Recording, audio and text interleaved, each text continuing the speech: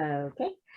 And the reason I did was I'd retired and I wanted to kind of find something else to do. And my parents had both grown up here. So my mom actually, from the time that she was around 3 and a half, something like that. And my dad, he was the grandson of the superintendent at the time. He and he I just got fascinated by the story of them growing up there. I heard about it at the dinner table all the time, and I wanted to know more about it, so I started to come here. And slowly but surely, I learned more and more about Whitesbog. Do we have the video?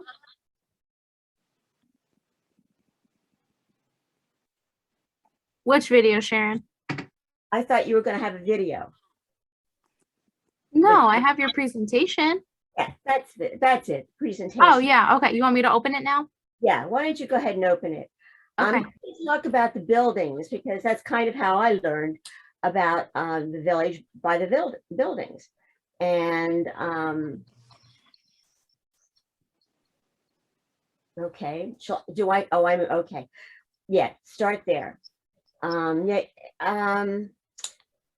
I gave you the information about my mom and dad. Mom was, her parents actually, they were from Maryland, and my granddad was stationed in Fort Dix, and he and my grandmother, whom he had known, got married, and they had 2 children, and then came to live in the village because he was a very good mechanic. And she was a very busy person. She, who's moving these slides? You can move to the next slide. But they lived there from 1923 to 1943. As you can see, this is the village, big picture of the village. Can you show the center of the village, Kiyomi? Yeah, right about in there. Show the water tower. Can you see it? It isn't really clear. Right here. Yeah, right there. That everybody at Whitesbog tends to, because you be seen by almost every place in the village and around the area, or at least that's the way it was. As you can see, there's very little woods in Whitesbog at this time because it was a farm. And I remember even asking my parents, why are there no trees? And she's like, or why are all these trees here? And she's like, it was a farm. They weren't here back then. So at any rate, sorry, that was my mother. So let me see, now I lost track. So I started to get to know the village, and I worked with Sue Phillips. Some of you remember, I came in right as Teresa left, and I'm sorry, I've forgotten her last name. And so I worked with Susan for the time that she was here, and then she left. And I've been still working with volunteering since then. Go to the next film slide, please. Kiyomi, thanks. This is the storage receiving area and sorting and packing house. At the end, the closest to the left side of the shot here, that is the end of the packing house. It's where they packed, it's where they stored the barrels until they went out. And they were initially only doing that while there was cranberries there. This began as a cranberry farm, which really confused me at first because they just talked about blueberries and blueberries, but it was a cranberry farm until they began to add the blueberries to it. That was a later addition. Go ahead to the next film. Once again, you can see, before you go, you can see the water tower towering over the packing house. And so we're out in the field that they call the garden bog now. Go ahead. Next film, next slide. This is the packing house. I wish I should have found one of the pictures of the way it looked. because we have some pictures and it looked pretty shabby. This is after Whitesbog began to be a part of maintaining the village. And they just, once it had been, they stopped using it as a blueberry farm. And J.J. White did produce, he leased it from the state who now owned it. And he did use some of the blueberry fields for blueberries, but he was primarily cranberries at the beginning as well, his program. And then they developed the blueberries as well. And this is the cranberry packing house, that nice big door at the end of the village, the end of the building that you see. There used to be a tram that went from the building next door, which was the, which we refer to as the, yeah, okay, Sharon, right, totally forgot. It's where we have most of our meetings. And Oh, the barrel house. barrel house, God bless me, little brain dead here sometimes. At any rate, and they would make that, they was called the barrel house factory because they made the barrels in there, and they rolled them over into the barrel storage house and store them there until they needed them. And then they had another, and can you go back to that first slide again for a minute? No, I'm sorry, the next one forward. You can see that at the end on of the barrel storage house, there's a ramp that goes there, and they would take the barrels in to that end, and that's where they would load them. They'd receive them in the far end, on the right hand side of the picture, and in that big, what we now use as a parking lot, they would bring them in there and they'd move them through to sort the cranberries and to pack them in the barrels and store them in the barrel factory and the barrel storage house until such time as they're taken to to sell them. And they did develop quite a good group of people that liked the cranberries, and they made a good business with this. But it wasn't until, oh golly, let me see if I can find it. In the 1920s, well, that they actually began developing the blueberries. Okay. Anybody remember that date? Go to the next one. We'll just move forward. Next slide. There we go. Okay. And all the barrels were stored in there. And in fact, they were so set up underneath, there was enough cool air coming through this. It was the same with the packing house and storage facilities that we've been looking at. That was, and it kept enough fresh air going through the building that they could maintain the berries field temperature until they were sold. That would be the cranberries. Okay, next picture. Next slide, please. Oh yeah, perfect. This is the barrel storage house, and I mean the barrel factory where they made them, and we use it now for entertainment purposes. But back then, they did everything in there. Let's see, let me see the question here. In what decade was the packing sorting last? I missed that, it disappeared. It was last used, gosh, they used it up until they stopped actually producing and sending out the berries from there. And oh gosh, I knew my years would be a problem. Let's see, that would probably have been like in the 60s, I think, that they stopped producing the berries. Honestly, I just don't remember. My brain has gone flat. At any rate, they were actively farming it. Well, actually, they do still farm it. J.J. White Inc. Has sold it to the state back in around 1960, in the 1960s, and they continued to lease some of the fields where the blueberries were, as well as any of the cranberries that they wanted to get. They did develop their own farm across Route 70. J.J. White Inc. did, and they grow a lot of cranberries there, and they also use Whitesbog, and some of the bogs in Whitesbog, you'll see them flooded the way that they used to for the cranberries. And they do have some fields, some blueberry fields in Whitesbog that they do use, and they do blueberries are one of their crops now too.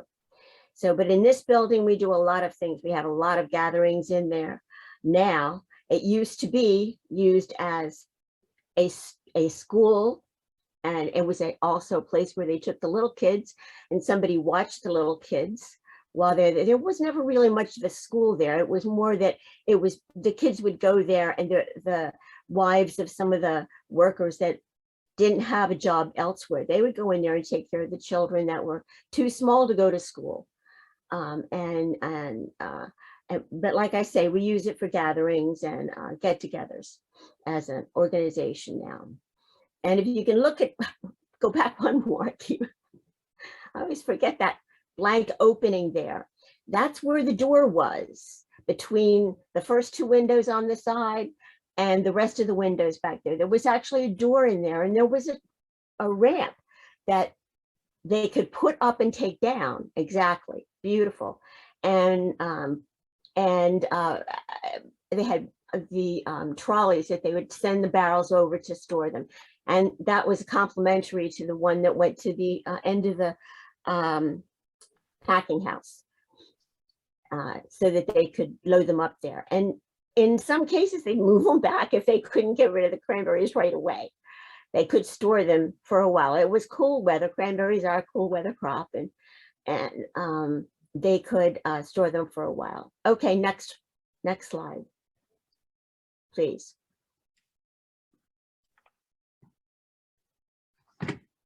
These are some of the cottages that were put up around the end of the 1890s. They began to need more and more people to help manage the cultivation of the cranberries, and they built cottages. There's 4 cottages altogether, and initially each cottage had 4 one-room apartment, a room downstairs and upstairs on each corner of the house. It was pretty small quarters, but they were only there for the cranberry harvest at that point in time. So it wasn't as bad as it could have been.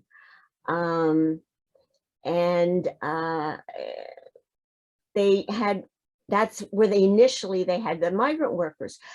But in my personal belief, and I have not found any proof of this, but Florence and Rome, the area that was set up for and built, where they had barracks built for the migrant workers, that was built at the same time that they built these cottages. And so my gut feeling is that initially the houses were used for the people that came to kind of oversee the workers when they came, the migrant workers. Like I say, you can see in this first one right here, well, no, actually that's 12, so you can't see a whole lot of that. But in each of the other buildings, they have, especially 9, forgot about that. 9 is really set up as a historical building, the way that they had it set up. There is a downstairs room and an upstairs room at one end of 9 that it shows exactly. I tell you, I walk in that room and it's claustrophobic, and we haven't really had it open for all that long, maybe a year or two. And the other side, and it is set up for the way that it was both when it was two-sided, when they brought in their own workers to help with the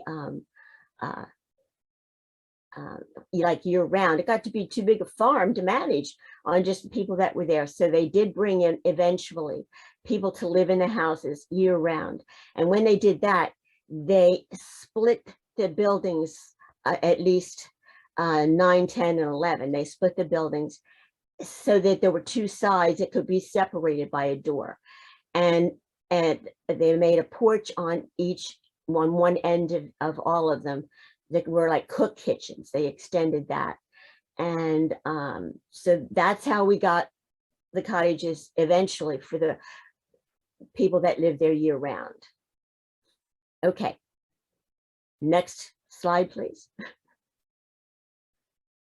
And this is looking at it from another end, and that's a good one because you can see the two separate doors on this side, and the upstairs bedroom windows really literally were rooms upstairs, and they had like 2 rooms, one on each side for each of the doors downstairs, and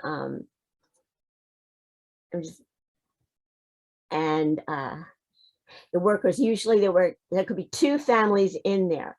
But I got to tell you, and this is what I tell the people on tours, that the people that used to work in this village, they came from the Whites, almost not exclusively, but in a lot, they came from Browns Mills and Pemberton area. And a lot of them came to live there because it was their job, and they had these houses there. And they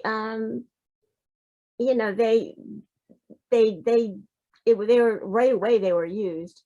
And I do know some of the names of the people that were there.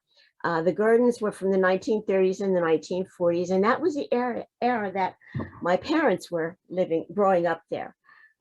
They had 3 children, and the backside of the house, side closest to the outhouses in the picture, as you can read from down, that's the side they lived on, and Lou and Sarah Grant had the other front half. This family eventually did move to the superintendent's house, and they had a lot of people, if they came and went.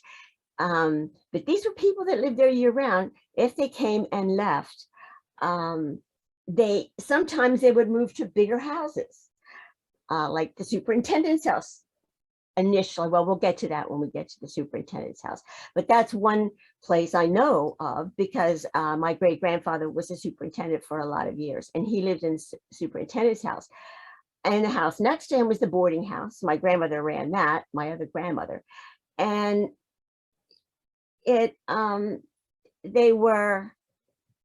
people moved in and out of these houses. Although once they got a job there, they stayed for a long time. Okay, Wilmer Pittman and his family in the 1940s and 1950s. And it is the interpretive cottage. We spend a lot of time there, and 9 is where I kind of set up shop because it's the beginning of the village for me. Okay, next. And we have to move faster. All right. Harry and Myrtle Hopkins lived here, and they had 5 children. And this was building number 10. And the information is there about the family, if you can read it, okay. Ruth, who died at age 5, complications of tonsillectomy. And supposedly they had a deer they kept in a pen in the backyard. And eventually they moved to the east side of the boarding house, which is the smaller side, I believe, of the boarding house. Maybe not, 48 to 50. My grandparents were out of there. Harry's job was to drive a team of horses cutting down trees for wood. Next slide, please. Thank you. Okay, this is probably 11, I guess. Yes. And the people that lived in this were Lester, Harry's son and wife, Dorothy Hopkins, and son, Lewis. And the backside, away from the packing house, which is the side we actually can see, was Harry's brother and Gertrude Parker Hopkins. You can tell by the names, there were a lot of people that were related to each other. There were a lot of Hopkins. And this is when the houses were separated into two sides. And it would have been the side facing to the the right-hand side here would be one side of the one housing, and the other side is the left-hand side would be a second side. Okay, go ahead. I'm babbling here. Next slide, please. Oh, these are some, you can see a little bit that the houses had gotten a little shabby. But once again, and this is building 12, so it's a cottage next to the general store. And this is around 1913. Yeah, I'm sure there are. At least I'm sure there are lots of Hopkins that still live in the area. It was a big name, and a lot of them worked here. And I did actually run into and met a few of the people that descended from that. In fact, Arlene O'Connor is one of them, and her name is down at the bottom. Run into her. She's been here. She's been a volunteer here and worked here as well. At any rate, this is the house next to the general store. And I really don't think, and I even have spoken with John Joyce, who has a little more expertise in it than I do, that this was anything more than a single family home, building 12. But I wonder at times if maybe some of the workers that came with the bosses that came with the migrant workers when they were helping out, if they didn't live in these buildings as well, or at least in this building, so that, you know, they were the unmarried workers at that time, the men. And there were some. Okay, move on. Oh, here's the little girls. These little girls were born to the family that were living in the house we just looked at in number 12. And there's Sarah Elizabeth Miller O'Connor. Well, you can read that. But let me see. Do I remember which one was? I think Sarah Elizabeth might have been Arlene O'Connor's grandmother or something like that. I can't remember exactly now. But there were some of the little kids that grew up there. Next video, please. Next slide. And this is Carrie Hopkins Miller and Jacob Miller. And they, of course, lived in the village as well. Next slide. Next video on it. Okay, it was a big family. There they are, at least all the ones right there that came there. George Washington Hopkins and his wife, and they had a lot of children. But I do think that they lived in a place called, yeah, there it is, Willie's Hill. And Willie's Hill, if you drove out of the village heading towards, away from Route 70 and stayed on that road, there was a hill. There's a hill not too far away from where the village road seems to end. And that, I believe, was Willie's Hill. And they had a house there. But they also had plenty of children to have houses elsewhere. Next slide, please. A picture of Willie's Hill. And Carrie Hopkins Miller is one of the daughters that was there. And she brought her family there after the death of her husband and infant son. So, but they were there, they were working. It was their home. And it's all gone now. There's not any sign of that. Next slide, please. And once again, this is building 12. And it was a worker's cottage. But like I say, I really think that it might have been a single family home. But my gut feeling for part of the time anyway is that I haven't been able to find anybody that will confirm this for me. So I'm just giving you a little bit of my theory that it was the unmarried workers of Whitesbog. And it is used as an office now. It was a visitor center And to some degree, it has served as part of the visitor center, but it's much more of an office right there next to building 12, building to the general store, because it's like we have two areas of operation, Sun and Give and the general store.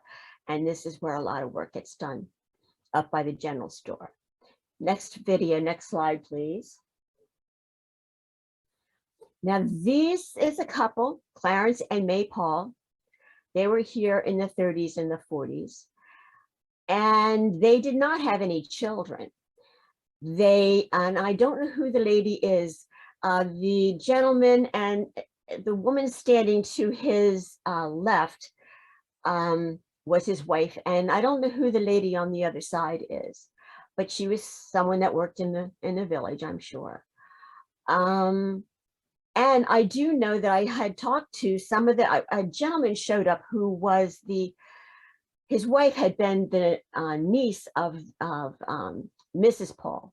And he said that Mrs. Paul took care of a lot of the kids when people were not in the village, and in that building too, in building 12, when they were out working. Okay, next slide, please. Oh, a little more about them. Whoa. The Pauls moved to Whitesbog from Pointville. I forgot about that. And Pointville is a little town that really the Army took it over for Fort Dix. There is a cemetery, a small cemetery that you can still go to, but you have to show Fort Dix and the powers that be that you actually have family buried there so that you can go. Because it's closed off now since the beginning of the battles. But Clarence and Mary, they were very good. He drove, I think, a team of horses. I think I might have said that before. And they would have worked with Harry Hopkins. It was in building 10. And I did meet her nephew, and he brought some things to us, and they went right into the archives. Next video, please. This is a little bit of my grandmother Murphy, my mom's family. She had this postcard in her possession that she apparently sent to someone, but somehow it got back into our collection because she probably sent it to someone in the family. I don't know, but that is building 12, and you can see the other buildings as they're going back further. And right next to it on the right-hand side of the photo would have been, well, actually it's your left. Anyway, is the general store. And it's snowing. I always think they always had so much more snow than we did, but apparently not. Okay, next slide, please. And the general store. Now this is, I think most of us who are involved with the village know that this is the second general store. The first general store, they needed a post office because so many people had moved into the village and they were getting a lot of mail. They wanted to have the postmaster in there. And in order to do that, they had to have a larger post office. So this was built in about the 1930s. And occasionally a worker or someone else on the property who had no other place to stay were housed there, which is interesting because my dad did work there, and you'll see a picture of him on the steps of it. He did work there for a while, but he also stayed, and he stayed with his grandfather for the most part, who was in the superintendent's building. But it's the place that we do also have a lot of entertainment, but we also have a general store in there, and hopefully a lot of people come and purchase things. Helps to support us. Next slide, please. This is a picture of the old general store, the way it looked, and you can see it's a little bit different than it was. These are approximate dates that we think that it was built around 1899. and before 1910. And we do have some names, and we think that they are the correct names. Starting at the far left is Amelia Horner Stevenson, the general store manager, and Job Stevenson, a foreman. We don't know anybody else in the pictures, but I love this picture. It's got such an array of different kinds of clothes, and you can see the older cars in the picture, and it's just fascinating. I love the hats. Next slide, please. These are the things that were available at the general store. Yes, they're driving here. Yeah, that was great. At any rate, from the memory of Hubert Bell at Whitesbog from 1938 to 1957. Yes, her outfit was quite nice. The one with the driving outfit. I agree with you, Lise. And these are the kinds of things that we had in the general store at the time that it was operating purely as a general store. You could get pretty much anything that you needed on a daily basis, whatever. And they also know that one thing that Hubert Bell lived there, and I know that he was still living, and we still talked with him. I think he may have passed now. I'm not sure. Did you keep up to date with him, Allison or Lisa, or anybody that connected with him? Anyway, he was there for a while, and I did a little bit of a conversation with him. Yeah, I don't know where he is either. But I know that they did do, I think they had an interview with him. I know I did, but I think that Kiyomi might have had an interview. Kiyomi, and I don't know who else might have been with her. Did you interview him, Kiyomi? Say that again. What's the name? Hubert Bell? No, I didn't interview him. Sarah might have, but I did not. Whitesbog to everyone. We do have an audio interview, and that will they did do a video of that. Anyway, but he came back a lot. He lived in this schoolhouse. He grew up in what we know now as the schoolhouse, and he was a wonderful guy. He was a really nice man. And he talked about the horses and where they were and where they kept them. A Jersey cow was kept by my great-grandfather, Joseph Haynes, in a shed behind his house. Everybody had gardens. There was also a community garden, which probably was that garden bog that they talked about. I think that they grew crops there so that they could feed the people of Whitesbog. And both Florence and Rome had gardens as well. So yeah, everything they needed, they pretty much got there. Okay. Oh, and the Sears catalog. Oh yeah, they always had one. And they could order it and get it there within like 1 to 2 days, which amazed me. It just amazed me that they did. At any rate, and to the next slide, please, or photo. This is a list of the people that worked in the post office general store. From starting in November of 1923 to January of 1957. They didn't use zip codes. I hate to admit it, but I do remember a time when we didn't use zip codes, telling my age a little there. And they had post office boxes, and everyone had a key, but everybody had to pick up their own. I mean, it's not exactly a huge village. They all had to spend some time usually in there. They could all get their mail from there. But 2-cent stamps, I remember a day of those times, and 3-cent stamps. And they were used beginning in, the paper stamps were used beginning in 1847.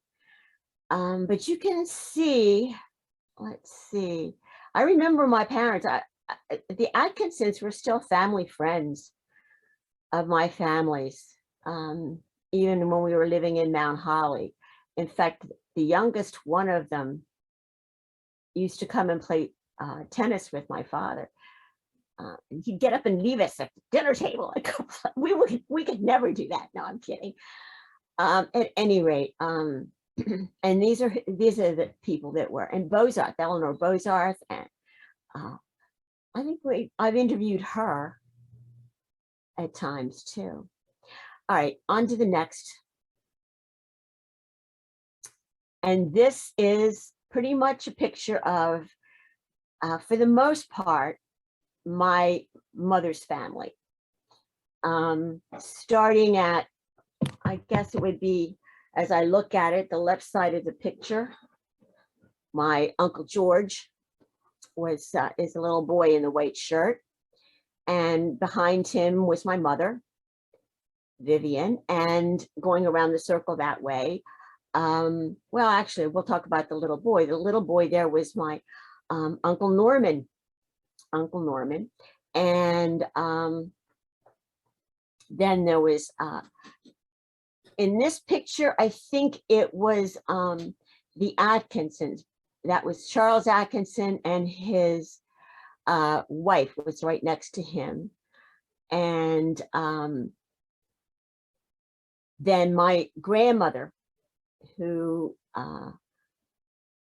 she's right there in the front at the end of it, there with the glasses on. And they were on a picnic. And in some cases, I think they, on like, if they were off on a Sunday, they'd drive up to North Jersey and have the picnics up there. At any rate, I like that picture. It just reminds me of them.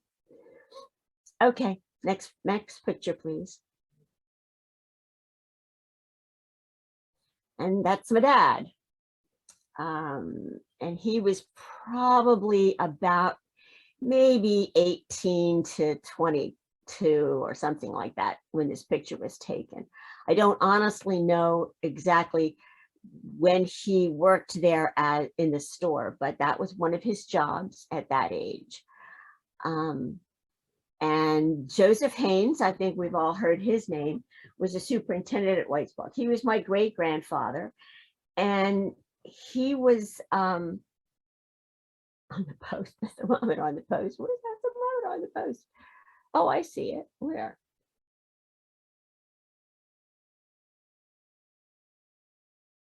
Do you see where the thermometer is? Oh, I guess right there. Yeah. Oh God. Is that still on there? At any rate, but he helped earn money for his parents and siblings. His mother and dad lived in Pemberton Borough, and he was the oldest of 8 babies. Yeah, that's what I thought.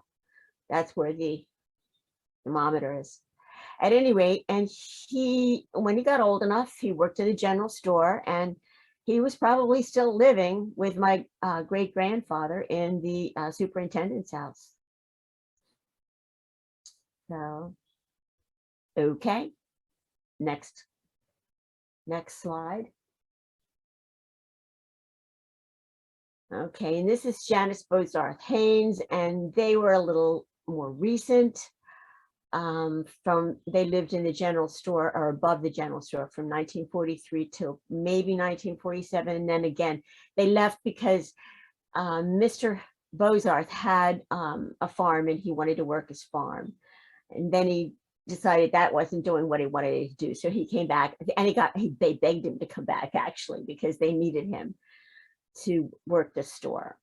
And the postmistress was Eleanor Bozarth. She was the mother of Janice, and she's the other person in the picture.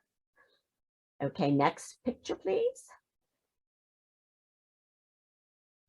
And this is just the kids singing, Janice and Barbara, in the living room upstairs in 1953. Although, from what I've been told, the men's room downstairs used to be a downstairs kitchen. I mean, that whole area was meant for the living quarters of the family. And the men's room served in a different lifetime as the kitchen. And the women's room was actually was a living room. That's the ladies' room, was the living room. So even in 1953. Okay, next slide. Yeah, they had another child, John, and he had several jobs, but he died, and he was in a car accident on the way back to Whitesbog. He hit a tree coming through the pines and was killed at the age of 31. He did have a daughter. He'd been married and had a daughter, and she's in this picture. The first little girl on the left hand side of the picture, as I stare at it, is Barbara Bozarth. Then Susan Haynes. She also was one of my dad's first cousins, and she lived in the village. Actually, her and her family lived in the superintendent's house. And this is the paymaster's shed, as it was back then. This is where Deb Hartshorn is currently taking residence. I love all the trees around it. Okay, next slide, please. And this is where they generally would meet. They'd meet in that quadrangle area, and you can see the paymaster's shed, and right next to it is the superintendent's house in the upper right-hand corner of the house as I'm looking at it. It's over here. You can't see me. At any rate, and they're meeting there to get their ride to wherever they're going to be picking for that day. And I suspect it may be some of the people that came into the village to find out where they were going to go. But they could have come. I don't know the actual routine. I do know that I guess it was Hubie when we talked to him that he would get paid weekly, but he lived in the village. And some of these people may have come in for a daily assignment as opposed to working on an ongoing basis. Okay, next slide, please. And you can see this is where Barbara and Janice thought that Whitesbog was a wonderful place to grow up. She learned to drive there at an early age. And I do remember stories that my father told me about how my brother and he would go out to Whitesbog, and he let my brother drive the car. I got no extra assistance from that. At any rate, Janice had a lot of pictures, and she shared a lot of pictures with us. She was the oldest child in the home, and she oftentimes took care of the store while they were there. Okay, next. Okay, and this is inside, and that's the loading dock. I think that we were talking about that loading dock last weekend, maybe. I think where had it been? And that is where currently we have the handicapped ramp up the side. And that's Mrs. Bozarth, and she's cooking, making something. And let me see, does it tell? In the kitchen of the general store, which was downstairs where the men's room is. So that's where she was right then, in that downstairs one. Okay, next. And there was a guest tank there. And if you kind of look in the picture of the general store, there's a little bit as I look at it on the left-hand side of the photo, there's a dark bar there. And I think that was when you were seeing the edge of the gas pump at that time. And it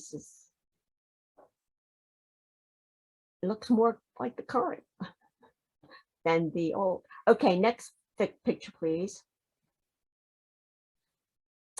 Okay, and the side entrance, which was really the family's entrance in and out, and they had it actually closed in there with fencing for the critters or whatever.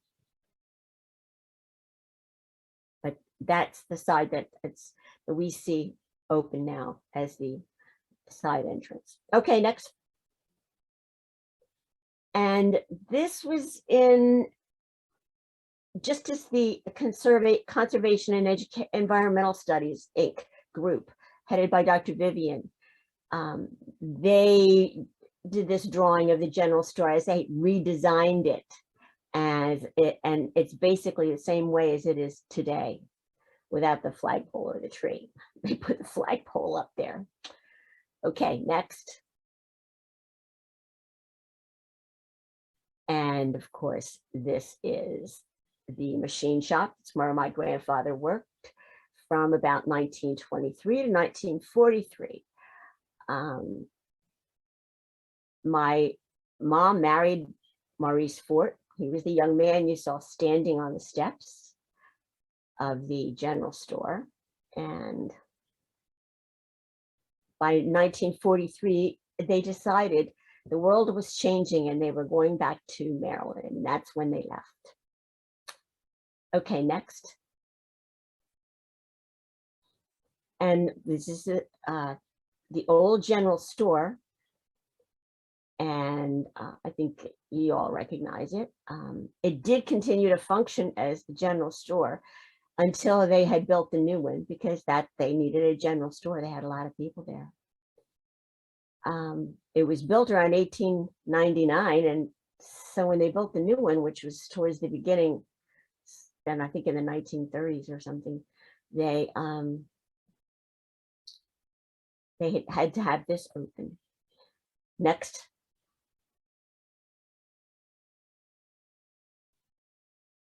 Next. Oh, okay. This is the guest cottage. Whoops, a little far, but yeah, it's okay.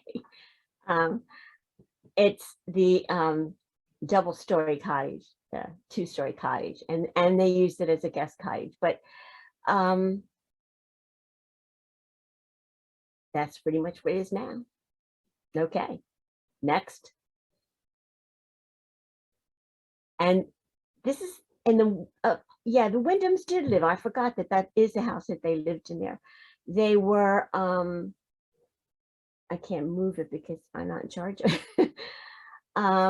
Laura Winden was the daughter of Tom, and she was a good friend of my mother's. They stayed friends until they died. In fact, I have even been in touch with her daughter Laura, and we've talked a little bit. I never ever met Laura until after her parents had died. But I met her parents quite a bit. They came to the house. They came down and they had a day. I'd stop by after work and they'd be all there talking. So they were nice people. All right, next slide, please. We're getting close to an hour here. And this is Laura Winden. This is my mother's friend that she grew up with, and she lived in that double-story cottage. And don't you love the cars?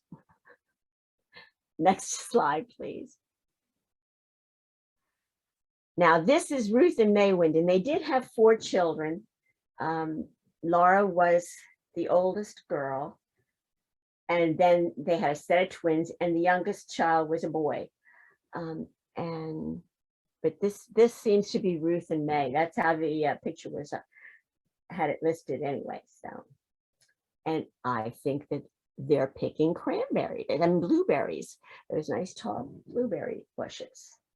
One of my trick questions for the clients who come in there, by the way, you know, what are we growing where? And they don't know. They really don't know. They think that this would be cranberries and be okay for cranberries, but they don't know. That's what we're there for. Next slide, please.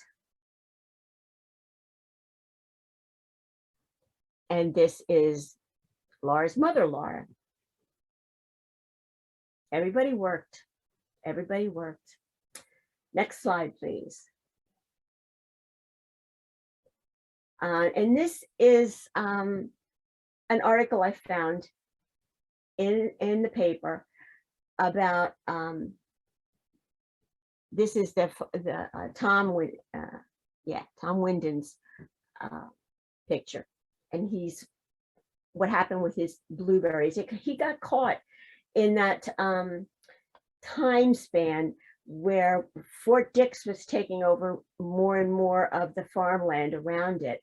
And his farm was out where Fort Dix had was taking control of the property. And he lost a lot of his blueberry fields. And it was about that time that he finally decided he was leaving, and he went back because he was from the Maryland area, as well as my grandmother and grandfather, Murphy. So that's where they all went back there. Next slide, please.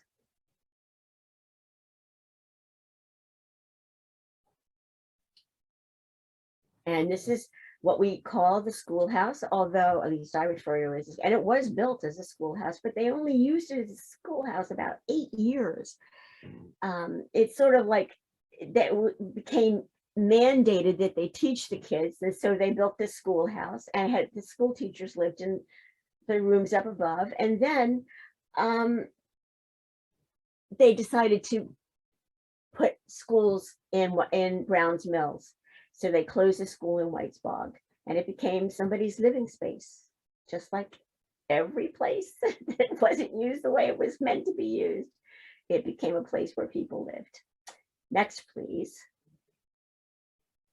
And this is Hubie, the young man that's standing there with the striped shirt. That's Hubert Bell, for those of you that remember meeting him. And he talked a lot, and right behind him, I guess, I think, I have to find out where the names are, was his brother, or maybe the brother was the one with the blonde hair. Let me see. Oh, Hubert, Bobby, yeah, Marvin was the one, the third little boy, the third boy down, he's not a little, and Archie Emmons and Bobby Hopkins. Another Hopkins. Okay. Next slide. And this is Lester Hopkins, AP's brother. AP is the gentleman that lived for a very long time in the boarding house. After my parents left, I think some of the families from the Hayneses moved into the boarding house, but then when they left, AP moved into that, because he was living there when I started volunteering there, and he was a little hard. He didn't want to talk to anybody, didn't want anything to do. The washing station. From Whitesbog to everyone. How cool. Yes, you can see the washing machines that they use, hand washing, and I think they probably had some kind of a mechanical washer at that point, but it really didn't look anything like what we call a washer these days. Okay, so then this is the son of AP's brother, Lester Hopkins. What is tank on left? That was standing up, you mean? I think that I don't know. It might have had a water spigot to come out of it or something. I don't honestly know what it is. Any suggestions from anybody? Okay, next film, next slide. And you can see the two small cottages at the end of the road. One of which has been seriously fixed up, and water is a good guess from Lisa. I think it's a good guess too. Thanks, Lisa. Anyway, they did bring single men to live in those workers' cottages. And I have heard, because the village primarily at that time, and most of the time I would say probably, was white. It was lived by the white population. But they did have, yes, I do think Jimmy Ortiz and Shorty Jimmy was on the left and Shorty was on the right. And they were workers. And my understanding that they may have been Puerto Ricans, or they may have been people of color that lived there at one given point in time. And of course, the next cottage that you can see. If you go to the next film, we can see it even more clearly. Is the Cranberry substation that Dr. Beckwith had built there. And he did a lot of research there, and he was kind of meant to be someone who was checking out what was going on. And it was quality control, essentially, size, ripeness, pest control. Did they put too many leaves at the bottom of the baskets? And nobody would ever do that. All right, next film, please. Oh yeah, this is a Sears catalog. I forgot to say that, the sunburst model. Yeah, at least that's what we think it is. And I've looked at some pictures here and there where I've seen Sears, but it was shipped, from what I understand, out to Whitesbog, and they put it together there. So cool. Next, moving on. And this is where my grandparents and my mom and her two brothers lived from 1923 to 1943. My grandmother Golda, she ran the boarding house. She worked in the sorting and packing house for both the blueberry and the cranberry season. And she was a piece of work, a good piece of work. As she kept everybody in place, and she hardly ever said a word, as opposed to her granddaughter. Okay, on to the next film, please. Next slide. These are the babies. My mother, and it must have been late 1923. I think it's the cool time. I think yeah, it says late 1923. I don't know exactly for sure when they did move it to Whitesbog. I forgot to ask that. One of those questions you forget to ask. But the little one without a hat is my mother, and the little one with the hat is my Uncle George, her first brother. And I think my mother looks like a little boy, and the little boy in the hat looks like a little girl. So go guess with babies. At any rate, next slide, please. Now this is the family all together, and the woman in the white dress is my mother. This is when she graduated from high school in 1938. And Norman is the younger boy on the far, well, left side of the picture. And my grandmother, Golda, and my grandfather, George, and his oldest son, George. And that was the family that lived in the boarding house. Next slide, please. Pemberton High School. Yeah, they did go to Pemberton High School. I think they went to school, the little red school. I'm pretty sure. I'll close up the tab on here. Okay. But I'm pretty sure that I know they went to Pemberton High School, all of them, in the borough, because that's where the high school was for the longest time. Okay, this is my grandfather plowing a tractor, plowing a field on the tractor. And once again, you can see if you just vaguely, I mean, this photo is a little faded, but you can see the water tower and some of the packing house, which I have to look real close. I really need to get that film taken care of and made in a little better shape. Next slide, please.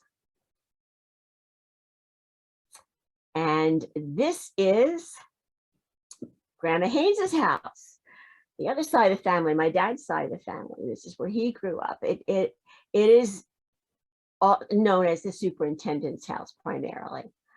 And that's where my dad would sleep when he was living there. Next slide, please. And this is Ivan's Horner. He was a superintendent in 1913 when they built the superintendent's house. There was some question when we were talking about it, trying to figure out when that house was built and who it was built for. They thought it was built for my great-grandfather, but no, Ivan's Horner is the one it was built for. But he had a farm, and he ultimately decided he wanted to go and work his farm and stop being superintendent. So in 1917, my great-grandfather became superintendent of Whitesbog. Next. And this is that family. Sitting on the steps. I don't know the dog's name, but these are the assorted children. The girl next to the dog is Anna Danley, and she's the only child that survived her mother's first marriage. She had three children, 2 boys, and they both died. And her husband died before she met my great grandfather and married him. He was the grandfather of my grandmother. He was the father of my grandmother, and the oldest looking young man on the other side of the dog, Isaiah. That was Isaiah. And I don't know. Elmer was on Maggie's lap. Maggie was his first wife. And let me see if I can remember. I think Herbert was the boy that was older there, and the little girl sitting, her name was also, oh God, I can't remember. It's the same as the other little girl that died. Ruth, I think, was her name. And the other boy was, I forget. Just go forward. We're getting a little long here. And these are the pictures of the Haynes children, all grown up. Elmer was the youngest, Elmer and Gladys Haynes. And then there's Isaiah and Peg Haynes. It's my grandfather, Maurice Sr. and Sarah Fort. Maggie, she lived in the house. My grandmother Fort never ever even came to Whitesbog. She was maybe 16, 17 when they moved out to Whitesbog, and she did not want to come and live out in the wilderness of Whitesbog. She preferred to go to Pemberton and live in the big town of Pemberton. So it actually probably was a little bit bigger then. So that's where she was. And then, of course, then there was Anna Danley and her husband, whose name I do not have, and then Harold and Lorraine Haynes. There was another child, Lester, that's a young man I couldn't remember. I think I might have met him once somewhere, I don't know. And his wife, they're not there at all. And then the Grants moved into the house around 1950, maybe a little sooner, after the Haynes family moved out. Next slide, please. So this house was built for Emmeline and Mary Darlington, and I think we all know who they were. I don't know, maybe there are some strangers, but I didn't recognize anyone. Someone has to jangle my chain if I need to be more clear. But Mary Darlington was one of J.J. White's daughters. She was the second daughter. And Emma was a medical doctor. They went back to Fenwick Manor in New Lisbon, which is where the family was from, the Fenwick White family, in the middle of it. Well, it's not in the middle of New Lisbon, but it's towards the end of Lisbon, towards Pemberton Browns Mills Road. Okay, next. And these are just slides from a military family that had rented from 1961 to 1963. And actually, I think that the son of this family came to Whitesbog and came to the general store where I was working at the general store. And he told me, oh, the family lived there and my mother hated it. And I guess she was all the way out in the woods. And at any rate, at the McConnell family, and they sent me pictures, so I included them in this. They were living in the Darlington house. Next picture, please. And I think we all know Son and Give. We've seen it once or twice. Next picture, there you go. Okay, and there's Elizabeth. She's picking blueberries, probably growing near her house. And if anyone hasn't been in Son and Give, I think it's very interesting that on the second and third floor, the windows all go up, all the way up inside the wall in the middle of the summer. It was a great air conditioning thing because that they got a breeze through no matter what direction. And she very much enjoyed looking out at the bogs and the gardens she created, plus the bogs. So next picture. Okay. These are some of the young girls who lived and worked in Whitesbog. I don't know all their names. They're listed there. But my mother is the little girl sitting on the ground or kneeling on the ground with glasses in the front row. That's my mother. And the two Winden sisters, who were very close friends of hers, are the ones in the ties. But the little girl next to her was Laura Winden. So the two standing up with the ties and the little boy haircuts and all at the end, at the right-hand side of the picture. They were the other two. Those are the three Wyndham girls. No pictures of the little boy. Anna Danley is standing behind them all. And she, like I say, was my great-grandmother's oldest child. Next, please. Lawrence. On this picture, you hadn't noticed them before? I mean, I guess I've looked at it a lot, so I kind of knew they were there. But I'm pretty sure this is Florence, just from the way the windows are built. And the next picture, oh yeah, the migrant population, they would come from Upton Station and they'd walk to the village. And this is, once again, this is Rome. And you can see that the windows are kind of different. So you kind of know, and in this village were usually the African Americans or Puerto Rican population. People of color were usually living in Rome, either full time, because some of the residents did live there full time, and but the rest were made up of the migrant workers when they came in. But it was primarily back then people of color. And Jim Buddy Jefferson.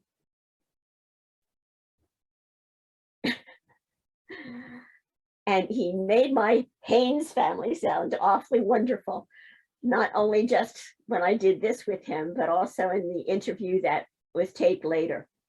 He said very good. He saw me there and he said very good things about the Haynes family. Not that I don't think that they weren't, but I'm sure that they were a bit, got themselves into trouble on occasion, especially some of the ones that were closer in my age, at any rate. And he gave us a lot of information. And if it wasn't getting so late, I'd say, let's stop and read it. Yeah, and this is the Jefferson family. And I think I identified Jim Jefferson, Buddy. He's the first little boy on the row in front of the woman.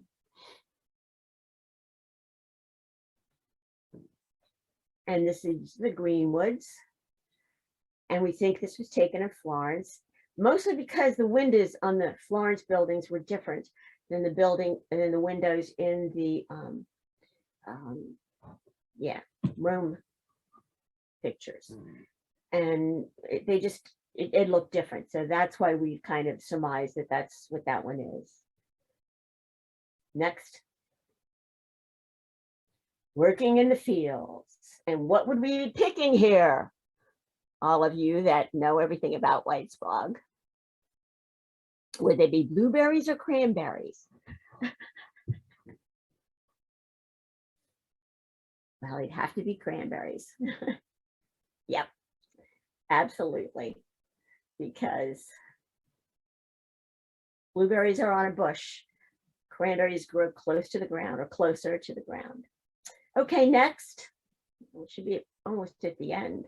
A lot of the people that lived in Florence, they had a lot of get-togethers. They came as families, a lot of them, and they stayed initially only in the fall, but once blueberries came around, they were there often from the end of, towards the end of June and into almost November, if not a little bit into November, for the two crops, blueberries and cranberries, for the picking of them both. I can't say they all stayed, but I imagine most of them did. Okay, next. And this is just a lot of little photos that I have of people that lived and worked, and to me it looks like a lot of them were out in Florence and Rome, which probably means, and we even have one of them identified as Florence, a lot of them were the migrant workers that came in. So I know nobody's name. I just thought it was interesting to see the different people. And okay, go ahead. It's good. The residents of Whitesbog were not the only people who worked at the farm, but a lot of them did. Like I say, the Murphy family, and then my Uncle George from the Murphy family married a Suey, who was the granddaughter of Ezekiel Suey. So they got to meet a lot of the different peoples in the Browns Mills area. And oh, my Aunt Margie. Yeah, she was a Suey. Okay. Oh, the picture is Ezekiel and his family, his wife and his mother, and probably the little guy. I don't know. He could have been Ezekiel. Anyway, go on. And just shed bosses, different jobs that they all had. I know that, and I can't remember for sure who it was, but I think it was Yubi. I said something about, so, he said everybody worked. Everybody worked. If you weren't taking care of kids that needed to be taken care of, you were working in the sheds, you were working in the blueberry fields or cranberry, picking berries of one kind or another, sorting, packing. Everybody worked. And in the downtime, like every other farmer that works anywhere, you work fixing things. MSM, I don't know. I found that today and I'm like, I don't know what that means. And it's MSM, male single man. I don't know what it means. I don't know, obviously not my grandmother's name is there. I'll have to go back to my stuff and see if I can figure that out. I didn't really notice that. And of course, somebody I knew would come up with saying, what is that mean? And I don't know. So maybe I'll send out an email or something, or let Allison know and she can tell you if you want to know. Okay, next. And some pictures from magazines of people that worked. Earl Greenwood, one of the Greenwood family. And these are people. Well, Peggy Lou Haynes was my cousin, my dad's cousin. She was a Haynes. I don't know who the other people were, but they all worked at Whitesbog. And Peggy lived there, I think. Next. And again, the packing shed, the blueberry packing shed. A lot of the women worked in the blueberry packing. The young ones brought the berries there, and then the women packed. Everybody worked. And of course, they're loading the blueberries on the truck to take them in to be packaged at Whitesbog. Next, please. And some who did not that we know of. Julia Cook, don't know that person. 50 to 60 quarts a day. And I know that there were some that picked more than that. They really were fast. I mean, I can barely get a feel of that while I'm doing it. But I haven't done it very often, so. Okay, next. And this may be the end. Next slide.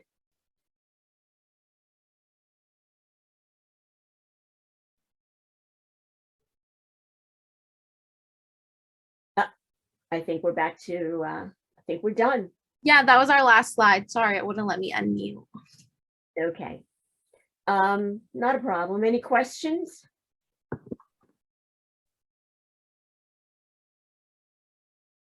Any comments? I have a question. Sharon. Okay. Sorry, Lisa, go ahead. Have we looked at census data Hmm. to see, like, not, you know, like 1910, I mean, 1900, 1910, 20? Does, you know, Whitesbog designated on any census material for residents? I don't know. I have not looked at any census material. I know that the, my Oh, so dad, Allison's saying yes.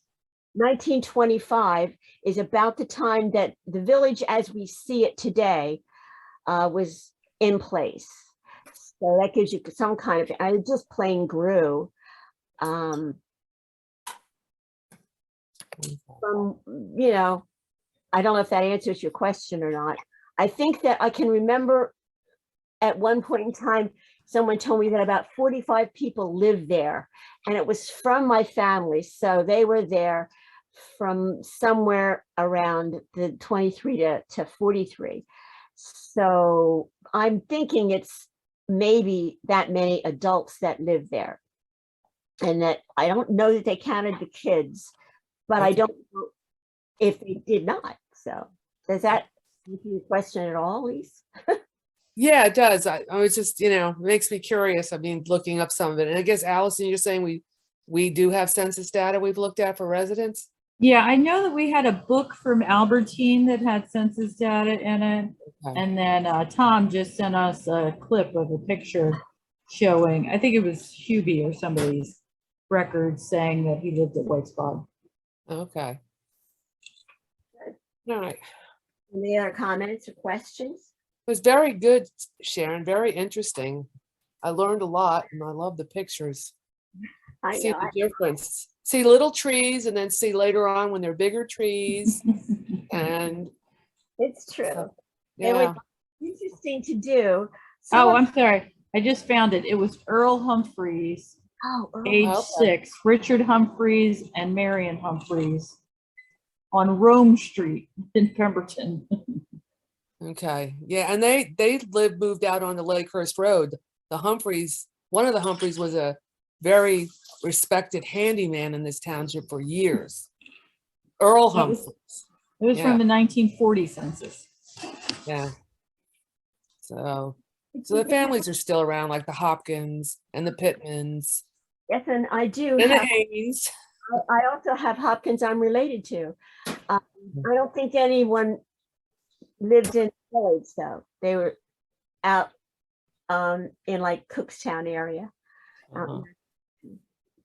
It's great to have all the names of people in those pictures too. A lot of the photos themselves aren't labeled, but it's nice that your presentation has names for the local Yeah. community. We have names too, and but we did come across a few.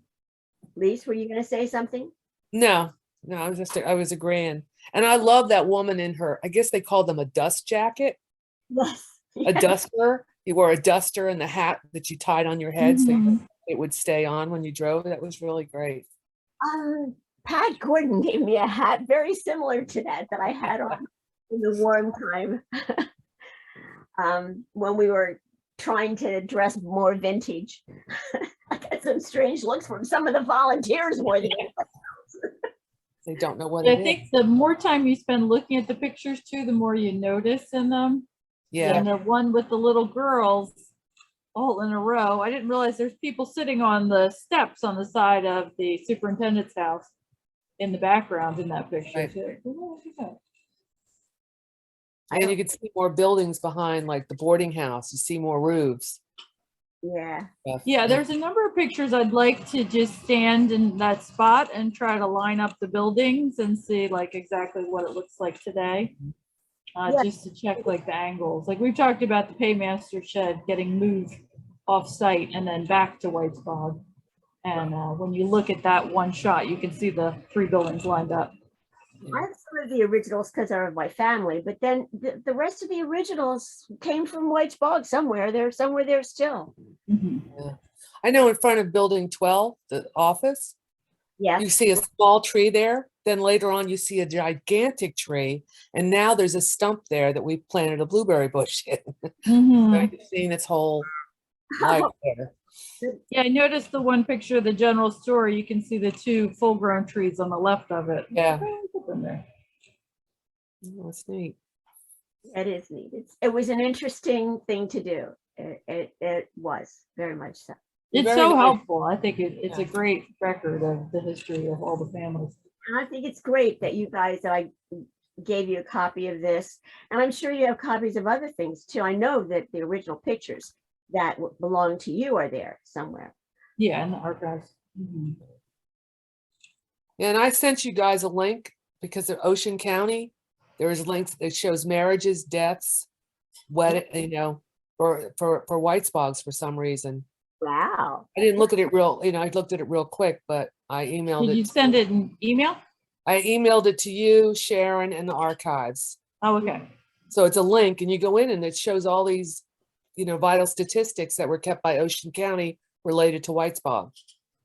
But Oh, it's Yeah. pretty close. I mean, it's like across 70 or something, isn't it? I think, I don't even know if part of it still is across the county line. Part of it, I think, sits in Ocean. yeah, County. if you walk out to the bogs, you're walking out to Ocean County. Especially Yeah. the walk that we took. I don't know who was with us that day. Deb, I think, was with us the day that, what was that lake out there? Dan? No, okay. Let me pull this out. I have all this stuff here. Otter Pond. We took a walk way, way out there at one point, not a couple weeks ago, and some of that looks like it's in the other county. Mhm. I'm pretty sure it is. This is a good resource, Lisa. We'll have to look through it. I know I didn't get a chance to look through it because I wanted to pay attention to this, but Yeah, there's quite a bit. there's always more to learn about Whitesbog. Yeah. I know, because I never would have thought of looking at that until, watching this presentation. So, Well, that's cool. That's good. I'm gonna start looking at that myself. Yeah. all right. Well, I got to go. Thank you again, Sharon. It's good Yeah, seeing thank you so everybody. much, Sharon. And I think the next presentation is Bill Bolger in 2 weeks. Oh, Bill Bolger, He'll be our next speaker. Zoom as And well. thank you very much to the Yeah. New Jersey Council for the Humanities for sponsoring this program and the other speaker series, as well as the oral history recordings. Bye. Bye. Bye. Till next time. Thank you so much, Sharon. You're more than welcome, Allison. More than welcome. A little rough start, but turning my memory away from waiting for dinner to